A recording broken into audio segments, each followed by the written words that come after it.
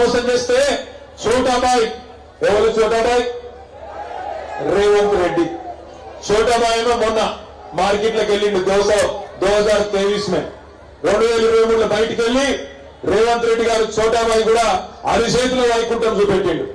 మన హైదరాబాద్ ఏమో ఆగం కాలే, జిహెచ్ఎంసీ పరిధిలో ఏమో ఆగం కాలే, కంటోన్మెంట్ వాళ్ళు కూడా ఆగం కాలే.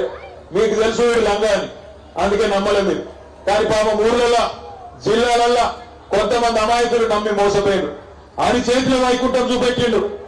బస్సు ఫ్రీ, బంగారం ఫ్రీ, నెలకు మహిళలకు 2500, ముసలులకు 4000, 2 లక్షలు రుణమాఫీ, ఆడపిల్లలకు స్కూటీలు, నోటికొచ్చిన మాటలు ఏది పడితేనే చెప్పుకుంటూ పోయిండు. ఆయనతో కొంతమంది ఓట్లేసిండ్రు, అడ్డుమారి గుడ్డిలో కూడా ముఖ్యమంత్రి అయింది. ఆయనకి 4.5 నెలలైంది. నేను ఇక్కడికి వస్తున్నా ఇప్పుడు మన కుత్బులాపూర్కి వెళ్ళి ఆ మెట్రో పిల్లర్ల మీద రాసుకున్నాడు సిగ్గు లేకుండా. 6 గ్యారంటీలలో 5 అమలు చేసేసిన నేను అని అడుగుతున్నాడు బయట. నేను అడుగుతున్నా మా అన్నానగర్ సోదరులు, మా కంటోన్మెంట్ సోదరులను, మా ఆడబిడ్డలను అడుగుతున్నా, అమలైనయా గ్యారంటీలు? వచ్చిందా తులం బంగారం? వచ్చిందా రాలేదా? రాలే. 2500 రూపాయలు వచ్చినాయా మహిళలందరికీ?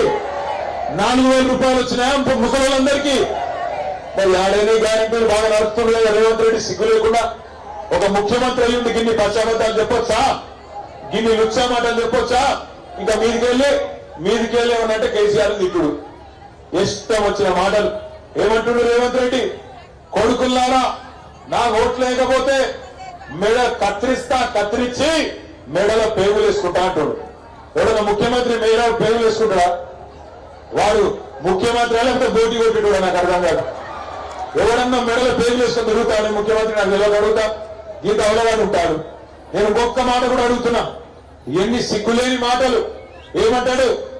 నేను లంకె బిందెలు ఉంటాయనుకో వచ్చినా ఇక్కడ ఖాళీ కుండలు ఉన్నాయి అని పిలుస్తుంది. నాకు తెలియక అడుగుతా, గడ్డపారలు పట్టుకొని తట్టపారలు పట్టుకొని నెత్తి మీద తువాల కప్పుకొని అర్ధరాత్రి ఎవరు తిరుగుతాడో లంక బిందెల కోసం? ఎవరు? నేనైతే అనలేదు పోయి వాడిని దొంగ లంగా నేనలే, మీరు అన్నారు. కేసులు గీసులు అయితే ఇళ్ళ మీద పెట్టరు పోయి, నా సమాధానం లేదు. నేనేమంటున్నా, వాడు ఇదివరకు ఏం పని చేస్తున్నా నాకు తెలియదు కానీ లంకె బిందెలు ఉంటాయనుకున్నాడు మొత్తం ముఖ్యమంత్రి అంటే దమ్ముంటే పరిపాలన చేయాలి, మంచినీళ్ళు చక్కగా ఇవ్వాలి, కరెంటు చక్కగా ఇవ్వాలి. ఇలా కాంగ్రెస్ ప్రభుత్వం వస్తే కరెంట్ ఉండదని ముందే చెప్పినాం. మేము మోసపోతే గోసపడతారని చెప్పినాం. యాదుకుందా? కాంగ్రెస్ కావన్నా కరెంటు రావన్నా అని అడిగినాం. యాదుకుందా? మరి అది ఏమైంది? ఎండాకాలం రాగానే కరెంటు కోతలు స్టార్ట్ అయినాయి హైదరాబాద్. కరెంటు పోతుందా లేదా? మీ కంటోన్మెంట్ కి స్పెషల్ లైన్ వేసిండే పోతుందా లేదా?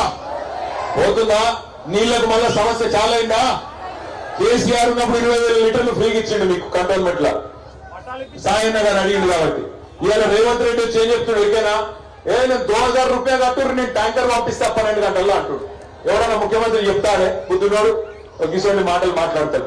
ఇంకా దారుణమైన మాట ఏంటంటే రేవంత్ రెడ్డి గారు, నేను జేబుల కత్తెర పెట్టుకొని తిరుగుతున్నా అంటుండు రేవంత్ రెడ్డి. మొన్న ఈ మధ్యన ఏమైంది ఎరికేనా? సూర్యాపేట ఎరికేనా మీకు? సూర్యాపేటలో ఈ ఫ్రీ బస్సు పెట్టినాక బాగా రష్ పెరిగింది. 40 మంది పట్టే బస్సులో 90 మంది కొనుగోలైంది. ఆయన తనలో కూడా జేబులు కొట్టుడు చాలు చేసినట్టు. మొత్తం వాళ్ళు ఉన్న వాళ్ళందరూ పట్టుకున్నారు పిల్లగాని. పట్టుకొని పోలీసు వాళ్ళకి అప్పచెప్పారు. పోలీసు వాళ్ళు ఏం చేశారు? పొట్టుడు అనలేదు. పోలీసు వాళ్ళు ఏం చేశారు? ఆ పిల్లగాని పట్టుకపోయారు పోలీస్ స్టేషన్. పట్టుకపోయి మొత్తం దులిపిరు, వాడిని మొత్తం బట్టలన్నీ దులిపిరు. మన దగ్గర ఏమన్నా పర్సులు గిరుసులు ఎత్తేమో. వాడు హుషారు గారు ఉన్నాడు, పర్సు దొరకలేదు, పైసలు దొరకలేదు, కానీ జేబులో కత్తెర దొరికింది. అయితే పోలీసు వాళ్ళు అడిగారట, అరే నువ్వు దొంగవరా అన్నారట. నేను దొంగనే సార్, నా మీద ఏమన్నా దొరికిందా? దొరకలేదు కదా అన్నాడట. మరి జేబులో కత్తెర ఎందుకుందిరా అన్నాడట. ఆడేమోనట్రికేనా? అవు సార్ నన్ను అంటున్నావు, మరి రేవంత్ రెడ్డిని ఎందుకు అడుగుతున్నావు? ఆయన ఎందుకు పెట్టుకు తిరుగుతుండు? ఎవరన్నా ముఖ్యమంత్రి అవులగాడు జేబులో కత్తెర పెట్టుకుని తిరుగుతాడే. డబ్బా దగ్గర అటో ఇటో అయిందంటే ఏమవుతుంది? డేంజర్ ఉంటుంది బాగా. ఎవరైనా చెప్పుడు ఆయనకు కిషోర్ అవలగాడు ఎలా ముఖ్యమంత్రి ఏం చెప్పాలి మీకు?